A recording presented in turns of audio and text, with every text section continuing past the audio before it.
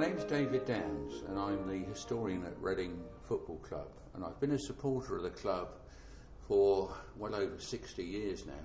I guess I was about 6 or 7 when my father first took me to a Reading game, and 5 minutes in I was hooked, and it's been my passion ever since. I've watched Reading play in all 4 divisions of the league. For most of my early life we were down in the lower divisions, but then all of a sudden we moved to the Medeski Stadium and Reading started to creep up the leagues and have had a couple of smells in the Premiership. I mean, things that I remember, probably people will think these are a little bit quirky, but special memories I have watching Reading play in the Simod Cup final and beating Luton 4-1 at Wembley. First time we'd ever played at the National Stadium. And I have on the mantelpiece at home a bottle filled with water from the washing machine where the shirts were washed after the game, the Reading shirts. I tried to get hold of one of the shirts, but I couldn't. But the laundry lady who washed the shirts afterwards let me have a bottle of water, which is still labelled up and stands proudly on our mantelpiece. I slept out on the pitch once. It was the very last night that Elm Park, our old ground, was open. I played in a veterans game during the afternoon, and then after the game I asked the stadium manager if he'd allow me to pitch a tent in the centre circle for that very last evening, and he said yes, and I put my tent out there. I'd asked my wife Marion if she would come with me and accompany me in the tent overnight, and her reply was very brief and to the point.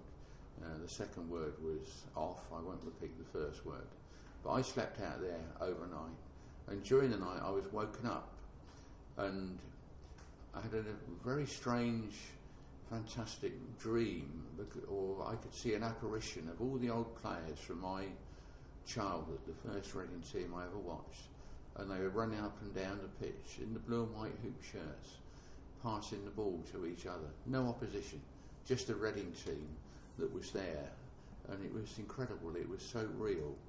Now, whether that was due to the nostalgia of the occasion or the fact that I'd spent a couple of hours in the Spread Eagle pub just over the road from the ground, consuming vast quantities of intoxicating liquor, I wouldn't like to say, but at the time it was absolutely real. I dream about football. Sometimes I dream about football every night of the week. Different games, either playing or watching or organising school children's football, because I ran school teams for many, many years. Some people, I suppose, think it's rather sad, but I can't help it. It's just consumed me completely throughout my life, ever since that first game when my dear old father took me to watch Reading play at Elm Park. I just wonder, when I disappear eventually into the ether, whether they've got football up in heaven. I suppose they have. It'd be nice to think that when I go to the great changing room in the sky, I'll still be able to play, or perhaps even watch football.